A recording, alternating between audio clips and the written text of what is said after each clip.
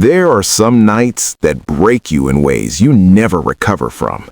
Some betrayals so deep that the word family loses all meaning. Margaret, 48 years old, and her daughter, Emelda, 23, thought they understood danger. They locked their doors against strangers. They were careful in parking lots. They taught each other to be aware. But on one ordinary evening, in the home they trusted, danger didn't come from outside. It came from the two men they called family. It came from Steve and Ken, Margaret's own brothers. What happened that night didn't just destroy two lives. It shattered everything they believed about the people who were supposed to protect them. By sunrise, nothing would ever be the same again. Please like this video right now. It helps push awareness to people who may be silently suffering. What you're about to hear is difficult, but it's a story that needs to be told. To understand how something this unthinkable could happen, you need to understand the family that Margaret built. She was a single mother who raised Emelda with everything she had. After her divorce, when Emelda was 7, Margaret worked 2 jobs, sometimes 3, to keep their small apartment in Columbus, Ohio. She was the kind of woman who believed in second chances, in forgiveness, in the goodness of people, especially family. Margaret had 2 older brothers, Steve and Ken. Steve was 52, a construction supervisor with a booming voice and an easy laugh. Ken was 50, quieter, but always around, always offering to help with things around the apartment. Fix a leaking faucet, move furniture, check the car when it made strange sounds. They were constants in Margaret and Emelda's lives. Every Sunday, they'd show up for dinner. Every birthday, they'd bring cards with cash folded inside. When Margaret's car broke down 2 years before that night, Steve paid for the repairs without being asked. When Emelda graduated from community college, Ken was in the audience cheering louder than anyone. They seemed like good men, reliable men, the kind of uncles every family wishes they had. Emelda called them Uncle Steve and Uncle Ken until she was 18. After that, it was just Steve and Ken, casual, familiar. They were her mom's brothers, sure, but they were also just there, part of the furniture of her life. She never questioned their presence. Why would she? They were family. Margaret trusted them completely. When she needed someone to watch Emelda as a child, she'd call Steve or Ken. When she was scared living alone after the divorce, they installed better locks and checked in on her. She'd say to friends with total confidence, "My brothers would never let anything happen to us." That trust, that absolute certainty, is what made what happened next so devastating. Because the truth is, predators don't always look dangerous. They don't always come from dark alleys or broken homes. Sometimes they're the ones sitting at your dinner table. Sometimes they're the ones you've known your entire life.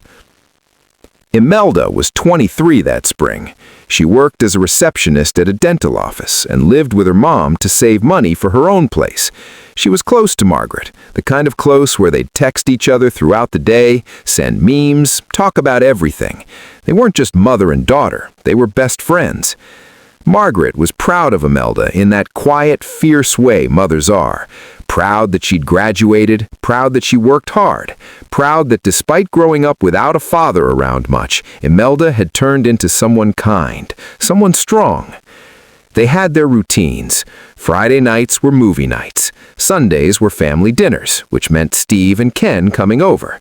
Weekday mornings, they'd sit together with coffee before work, still half asleep, comfortable in the silence. It was a small life, maybe, but it was theirs, and they felt safe in it. Emelda had been in a couple of relationships, nothing serious.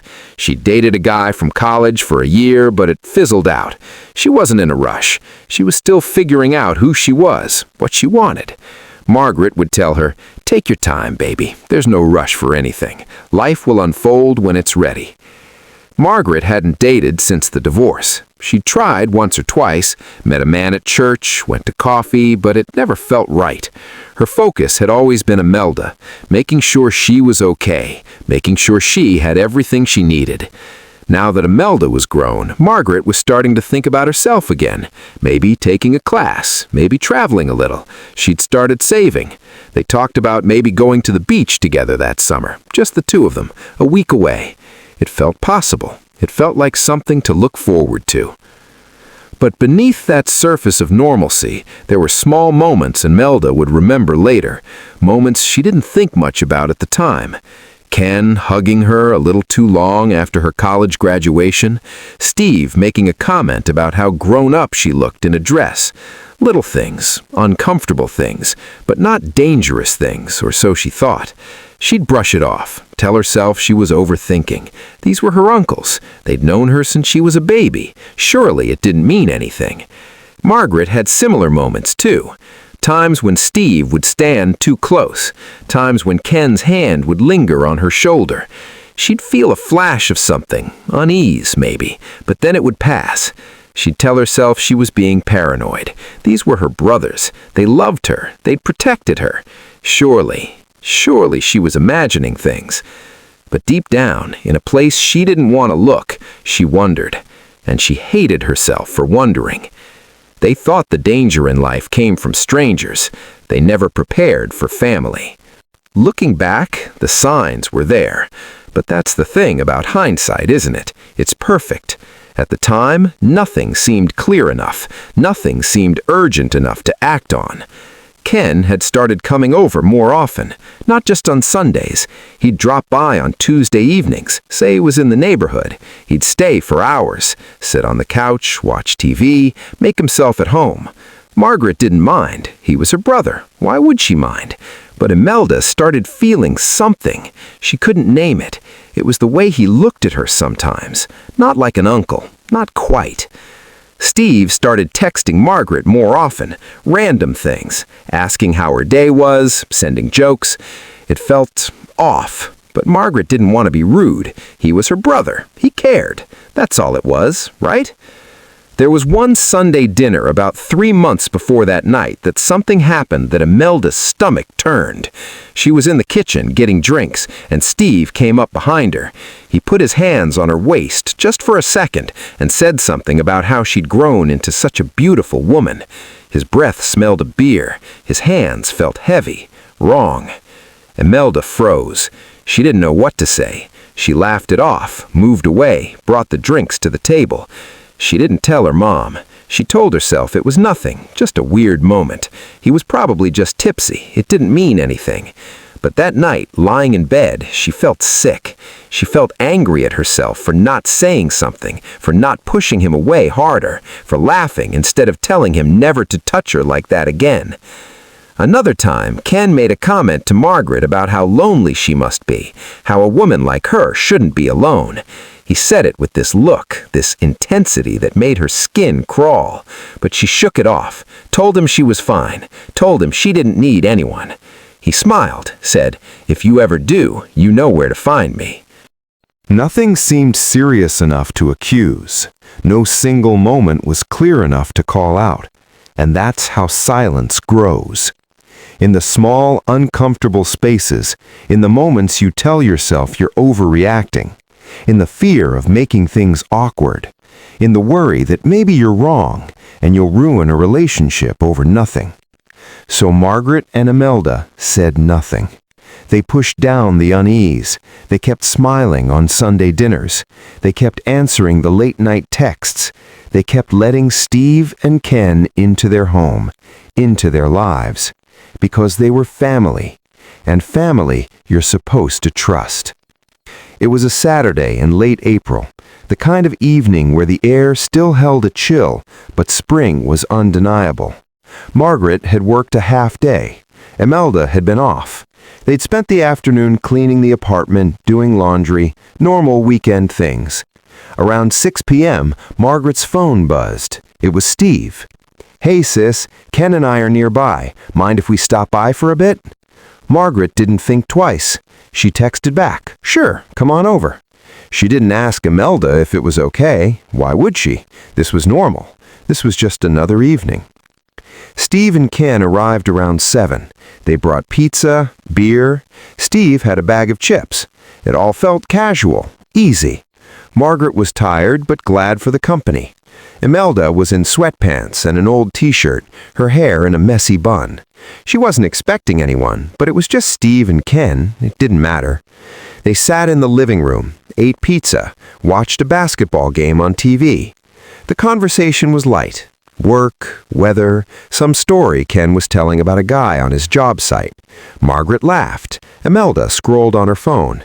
It was boring, comfortable, forgettable. The kind of evening you wouldn't remember a week later. Except this one, they'd never forget.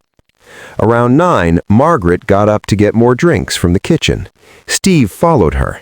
Emelda was still on the couch with Ken. The TV was loud. She was half paying attention. Ken said something, she didn't catch it, and then his hand was on her knee. She looked down at it, looked at him. He was smiling, that same smile from before, the one that made her stomach hurt. She moved her leg away, tried to laugh it off. "Ken, come on." But his hand came back, heavier this time, higher on her thigh. She felt panic rising in her chest. She stood up quickly, said she needed to use the bathroom. He didn't stop her, but when she looked back from the hallway, he was watching her. And his expression, it wasn't uncle-like. It was something else, something she didn't want to name. In the kitchen, Margaret was pouring soda into glasses when Steve moved closer. Too close. She could feel him behind her. She turned around, smiled, tried to step past him, but he didn't move.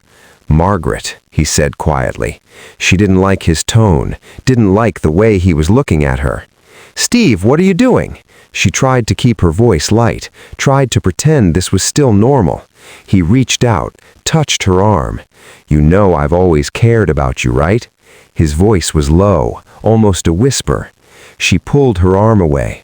"Of course, you're my brother." She said it firmly, hoping he'd hear the boundary in her words. But he didn't step back. And in that moment, Margaret felt something shift, something she'd been ignoring for months, maybe years. This wasn't brotherly concern. This was something else, something she didn't want to name. That night didn't begin with fear. It began like any other family visit, but now doors were closing, time was passing, and Margaret and Emelda, both in different parts of the apartment, were starting to realize the same horrible truth. They weren't safe, not even here, not even with family. Before we go deeper, let us know in the comments where you're watching from. We'd love to hear from you. And if you're new here, click on the subscribe button so you never miss any of our upcoming videos. What happened next was not a misunderstanding. It was not confusion. It was not consent. Margaret tried to leave the kitchen. Steve blocked her path. She told him to move. He didn't. His hand grabbed her wrist. She pulled back, but his grip tightened. "Steve, stop it! You're scaring me!" Her voice was shaking now. He didn't stop. Instead, he pulled her closer, said things she'd spent years trying to forget, things that made her realize this wasn't sudden, this had been building, this had been planned. She tried to scream. He covered her mouth. She tried to fight, but Steve was bigger, stronger, and in the place where she should have felt safest, in her own home, with her own brother, Margaret was overpowered. In the living room, Emelda came out of the bathroom. Ken was standing now, waiting. She tried to walk past him to get to her room. He stepped in front of her. Her heart was pounding. "Ken, move!" He didn't. He smiled, that same smile, and then his hands were on her. She pushed him away, told him to stop, but he didn't stop. He pushed her against the wall, covered her mouth when she tried to yell. She could hear the TV still playing, could hear the announcers calling the game. The normalcy of it against the horror of what was happening made her feel like she was losing her mind. 2 men, 2 women, same house, same night. Steve and Ken had come prepared. They knew what they were doing. This wasn't impulse. This was betrayal in its most calculated form. They violated Margaret and Emelda, using trust, familiarity, and physical strength as weapons. The details of what happened, the specifics of the assault, those aren't necessary to convey the weight of what occurred. What's important is this: both women were violated, both women were terrorized, both women, in different rooms of the same apartment, endured something no person should ever endure, and both women were betrayed by the same two men, the men they had trusted, the men they had loved, the men who were supposed to protect them. When it was over, Steve and Ken left, just walked out the door, got in their cars, drove away, like it was nothing, like they hadn't just destroyed two lives. The apartment was silent, except for the TV, still playing that stupid basketball game. Margaret was on the kitchen floor, Emelda was in the hallway, and for a long time, neither of them moved. They couldn't, because moving meant acknowledging what had just happened. And how do you acknowledge something like that? Let silence work here. Let the weight of it settle, because what happened that night cannot be minimized, cannot be explained away, cannot be anything other than what it was: evil, dressed in the clothes of family. Eventually, Margaret stood up. Her legs felt like they weren't her own. She walked to the living room, saw Emelda sitting on the floor. Their eyes met, and in that instant they both knew. They both knew what had happened to the other. Margaret's first thought wasn't about herself. It was, "Oh God, not her too." Emelda's first thought was the same. "Mom, no, not her too." They didn't speak for a long time. What words could possibly fit? Margaret crawled over to Emelda, pulled her close. They sat there on the floor, holding each other, shaking. The only sound was their breathing, ragged, uneven, broken. Please comment or share this video. Stories like this need to be heard. Shock is a strange thing. It makes you numb, makes time feel elastic. Margaret and Emelda sat on that floor for what could have been minutes or hours. At some point, Margaret said, "We need to call the police." Emelda nodded, but neither of them moved. The thought of saying it out loud, of explaining what had just happened, felt impossible. How do you tell a stranger that your own family, your brothers, your uncles, did this? Margaret's phone was on the counter. She stood up, walked to it, picked it up, stared at the screen. Her hands were shaking so hard she could barely hold it. She dialed 911. When the operator answered, Margaret opened her mouth, but no sound came out. She tried again. My brothers," she started and stopped. The operator's voice was calm. "Ma'am, what's your emergency?" Margaret took a breath. "My brothers they just assaulted me. And my daughter. We need help." The police arrived 20 minutes later. 2 officers, 1 male, 1 female. They knocked on the door. Margaret let them in. They saw 2 women, disheveled, traumatized, barely holding it together. The female officer sat with them, asked gentle questions. Margaret tried to explain, tried to find words that made sense. But how do you make sense of this? The officer took notes, asked if they needed medical attention. Margaret nodded. Emelda nodded. An ambulance was called. They were taken to the hospital, examined, evidence collected. It all felt surreal, like it was happening to someone else. Emelda kept thinking, "This isn't real. This can't be real." But the fluorescent lights of the hospital exam room were real. The kind nurse holding her hand was real. The pain in her body was real. The hardest part wasn't what happened. It was realizing it happened to both of them.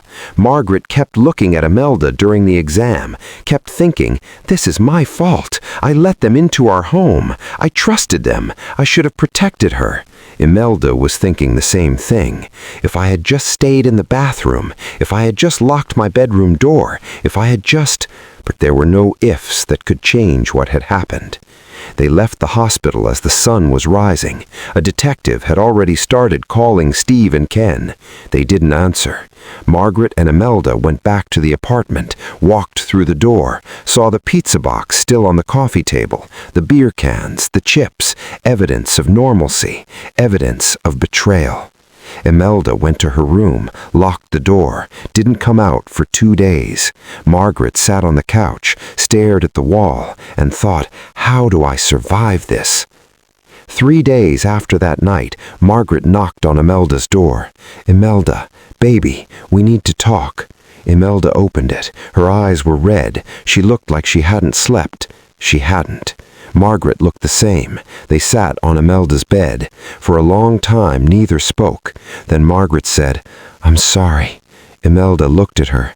"Mom, why are you sorry?" Margaret's voice broke. "Because I couldn't protect you.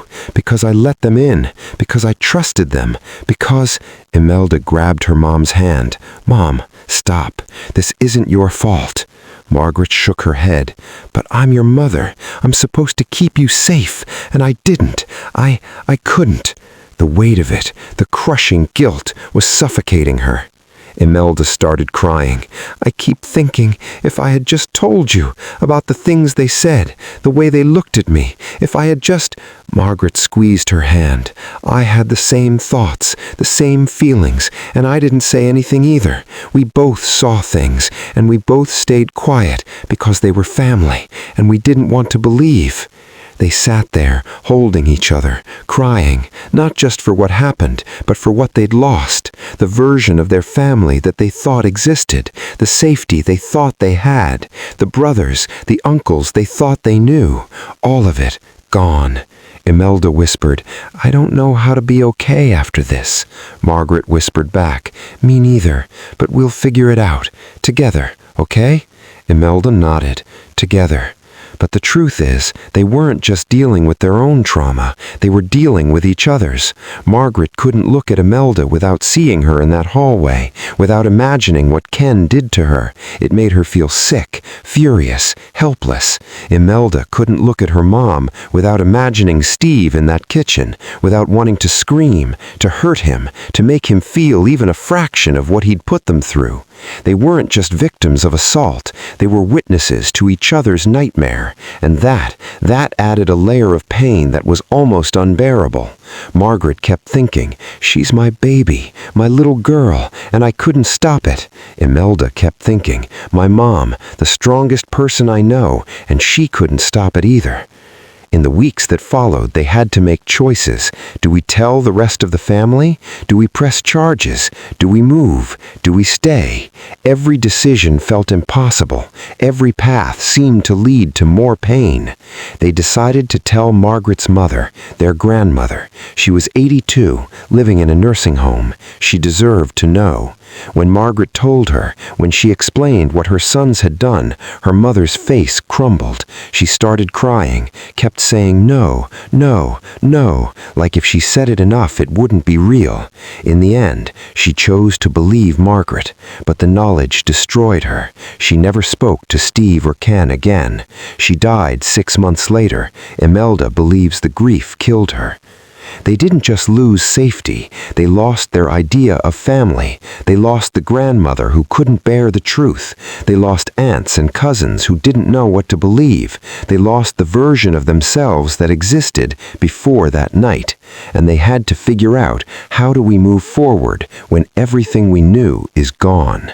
Margaret and Emelda decided to press charges. It wasn't an easy decision. The detective told them the truth. These cases are hard to prosecute. It's your word against theirs. There's no physical evidence beyond the medical exams. And family cases, they're even harder.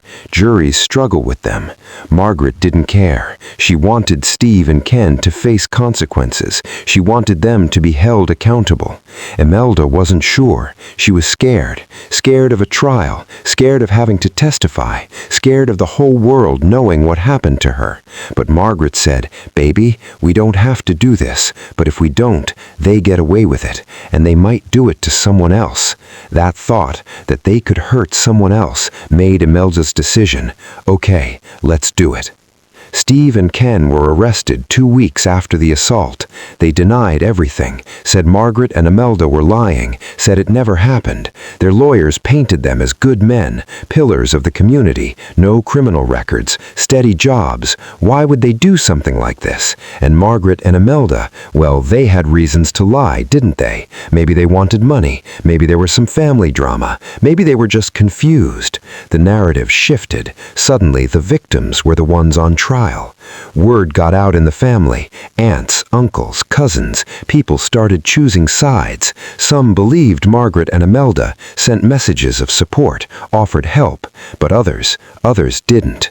Margaret's younger sister, Diane, called her, screaming, "How could you do this to them? How could you lie about your own brothers?"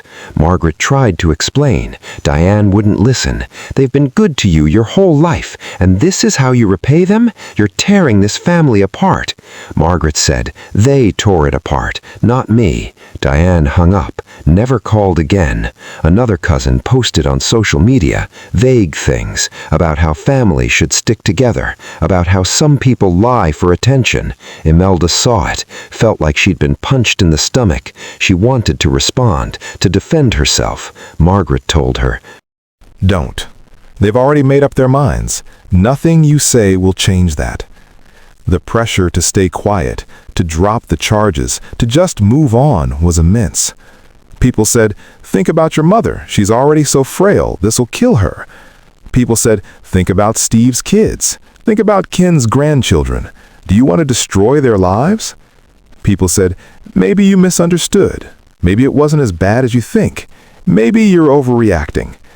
Every message, every call, every whispered conversation they overheard, it chipped away at them, made them doubt themselves, made them wonder, are we doing the right thing? But then they'd remember that night, remember the fear, the pain, the betrayal, and they'd know. This wasn't a misunderstanding. This wasn't an overreaction. This was real, and it mattered. Fear of not being believed is one of the biggest reasons survivors stay silent, and Margaret and Emelda were living that reality. Even with each other as witnesses, even with medical evidence, even with a police report, people still doubted them, still blamed them, still asked, "Are you sure?" The truth didn't destroy the family. The betrayal already had. But when you speak up, when you break the silence, you become the bad guy. You become the troublemaker, the liar, the one who couldn't just let it go. And Margaret and Emelda had to live with that, had to walk through the world knowing that half their family thought they were lying, thought they were vindictive, thought they were the problem, not Steve, not Ken, them. The case took 2 years to go to trial, 2 years of waiting, of depositions, of lawyers, of reliving that night over and over again. Margaret and Emelda both had to testify, had to sit on a witness stand in front of a courtroom full of people, including Steve and Ken, and describe what happened. Emelda couldn't look at them. She kept her eyes on the prosecutor, answered the questions as briefly as possible. She felt like she was going to throw up the entire time. Margaret did look at them, stared right at Steve while she testified. She wanted him to see her, to see what he'd done. He looked away. The defense attorney was brutal, asked invasive questions, implied they were lying, suggested they'd planned this together for money, even though there was no money, no insurance claim, no lawsuit, just criminal charges, just wanting justice. In the end, both men were convicted. Steve on 1 count of sexual assault, Ken on 1 count as well. They were sentenced to 5 years each, with the possibility of parole in 3. Margaret felt nothing.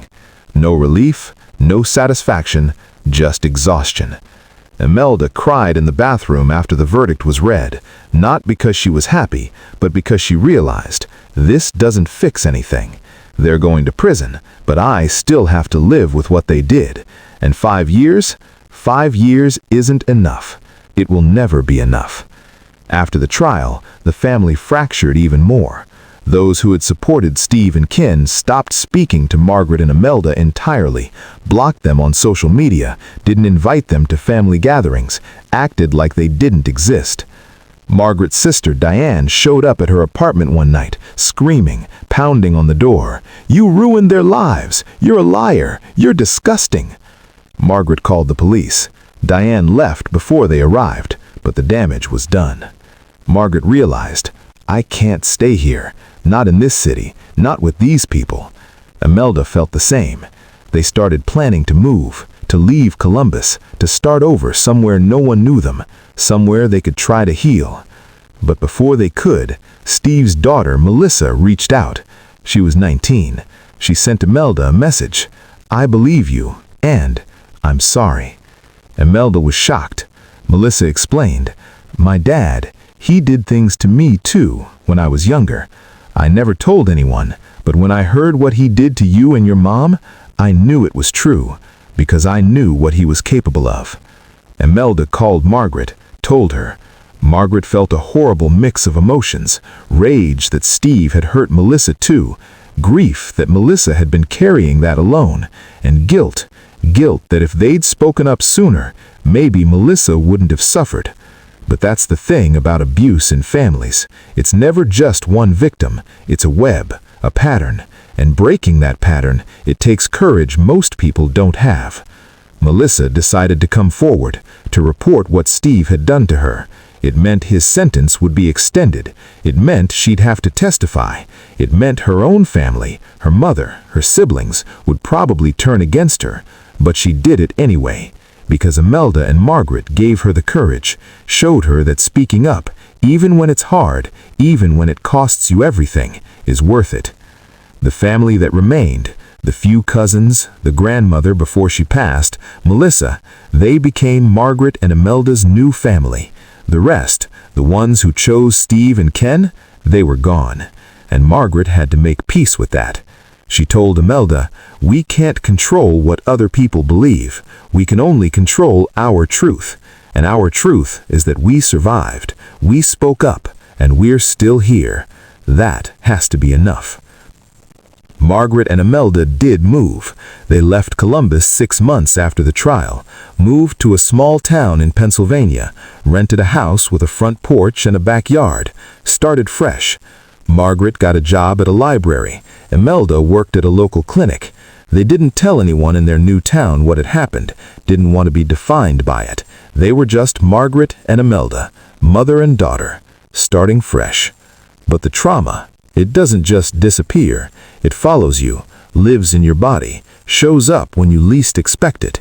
Emelda couldn't be alone with men she didn't know well, couldn't be in a room with the door closed, couldn't watch certain TV shows or movies without having panic attacks. She started therapy, went twice a week. It helped, slowly, painfully, but it helped. Margaret struggled with trust, struggled with letting anyone into her life. She'd wake up in the middle of the night, heart racing, thinking someone was in the house. She'd check all the locks, all the windows, over and over. Emelda would hear her, would come out of her room. "Mom, it's okay, we're safe." And Margaret would nod, but she didn't believe it. Not really. Safety felt like a lie now, a fantasy. They celebrated small victories. Emelda went on a date. It didn't go anywhere, but she went. That was huge. Margaret went to a book club, talked to people, made a friend named Carol who didn't know anything about her past. That felt like freedom. They learned to live with the scars, to carry the weight of what happened without letting it crush them. But it was hard, harder than anyone who hasn't lived it can understand. 3 years after the assault, Emelda was shopping at a grocery store. She turned a corner and saw Ken. He'd been released on parole, was living an hour away, but there he was, standing in the cereal aisle. She froze. Her vision tunneled. She couldn't breathe. Ken saw her. Their eyes met. He looked away, grabbed a box of cereal, walked away like she didn't exist, like he had destroyed her life. Emelda left her cart in the middle of the aisle, walked out of the store, sat in her car, shaking, crying, called her mom. Margaret picked her up, took her home, held her. Emelda kept saying, "I thought I was getting better. I thought I was okay." Margaret said, "You are getting better, but seeing him, that's going to hurt. That's always going to hurt, and that's okay. You're allowed to hurt. Healing is not quick. It's not linear. It's not something you finish and then move on. It's a process that lasts a lifetime. Margaret and Emelda learned that. They had good days and bad days, weeks where they felt strong, weeks where they could barely get out of bed, but they kept going, kept trying, kept choosing life over despair. They survived, but survival came with scars no one could see. And those scars, they tell a story of betrayal, of pain, of resilience, of two women who refused to be broken by the people who tried to break them. That's the story. Not the assault itself, but what came after. The choice to keep living, the choice to keep fighting, the choice to keep believing that life, even after something this horrific, can still have meaning. When abuse comes from family, who do victims turn to? That's the question at the heart of Margaret and Emelda's story. Because when the people who are supposed to protect you are the ones who hurt you, everything gets complicated. You can't just cut them out and move on. They're woven into the fabric of your life, into your memories, into your identity. And when you speak up, when you say what they did, you risk losing everyone. Not just the abusers, but the whole family, the friends, the community, everything. Margaret and Emelda lost almost everyone, but they gained something too. They gained their truth. They gained their voices. They gained each other in a way they never had before. They became not just mother and daughter, but survivors, warriors, women who looked evil in the face and refused to let it win. This story is told not to sensationalize their pain, not to exploit their trauma, but to shine a light on something that happens far more often than we want to believe. Family abuse, incest, betrayal by the people who are supposed to love you. According to the Department of Justice, approximately 30% of sexual assault cases involve a family member or someone they know well. 30%. That's not a small number. That's not rare. That's common. And yet, we don't talk about it. We don't prepare for it. We tell our children to be afraid of strangers, but we don't teach them that danger can come from inside the home, from uncles, from brothers, from fathers, from the people at the dinner table. Margaret and Emelda's story matters because it's not unique. There are thousands, tens of thousands, maybe hundreds of thousands of people living with similar trauma right now. People who were betrayed by family, people who spoke up and weren't believed, people who stayed silent because they were too afraid of what speaking up would cost. This story is for them, to let them know they're not alone, to let them know that survival is possible, that healing, even when it's slow and painful and imperfect, is possible. And to let them know that their truth matters, even if no one else believes it, even if the whole world turns against them, their truth matters. If you're watching this and you've experienced something similar, please know this. It wasn't your fault. You didn't cause it. You didn't deserve it. And you're not alone. There are resources. There are hotlines. There are people who will believe you. The National Sexual Assault Hotline is 1-800-656-4673. RAINN, Rape, Abuse, and Incest National Network, offers free confidential support 24/7. You don't have to carry this alone. You don't have to suffer in silence. Reach out. Talk to someone, anyone. Because your life, your safety, your healing, it matters. You matter. Margaret is 53 now. Emelda is 28. They still live together in that house in Pennsylvania. They still have hard days, but they also have good days. Days where they laugh, where they feel light, where they remember that life is more than what was done to them. Emelda is in a serious relationship now with a man named David who knows her story and loves her anyway, who is patient with her triggers, who never pushes, who lets her set the pace. Margaret is proud of her, proud that she's building a life, proud that she didn't let what happened define her. Margaret has started painting, something she never did before. She's not very good at it, but she doesn't care. It's hers. It's something Steve and Ken never touched, something pure. They talk about that night sometimes, not often, but sometimes, usually late at night over tea, when the world is quiet. They talk about what they lost, what they survived, what they learned, and they remind each other, we're still here, despite everything, despite the pain and the betrayal and the years of healing, we're still here. And that is victory. Not closure, not forgetting, not even forgiving, just still being here, still choosing life, still choosing each other. That's what survival looks like. Not perfect, not healed, but here, present, alive. So the question isn't just, when abuse comes from family, who do victims turn to? The question is also, what do we do as a society to make it easier for them to turn to someone? How do we create spaces where people feel safe speaking up? How do we believe survivors, even when their stories are uncomfortable, even when they implicate people we love, even when they shatter our idea of what family should be? Margaret and Emelda turned to each other, to the justice system, to therapy, to the few people who believed them, but they shouldn't have had to fight so hard to be heard. They shouldn't have had to lose an entire family just to tell the truth. We can do better. We have to do better. Because the next Margaret, the next Emelda, the next Melissa, they're out there right now, suffering, wondering if anyone will believe them, wondering if it's worth it to speak up.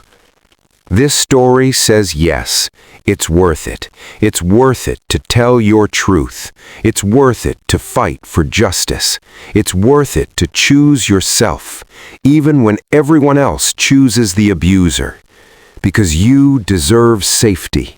You deserve peace.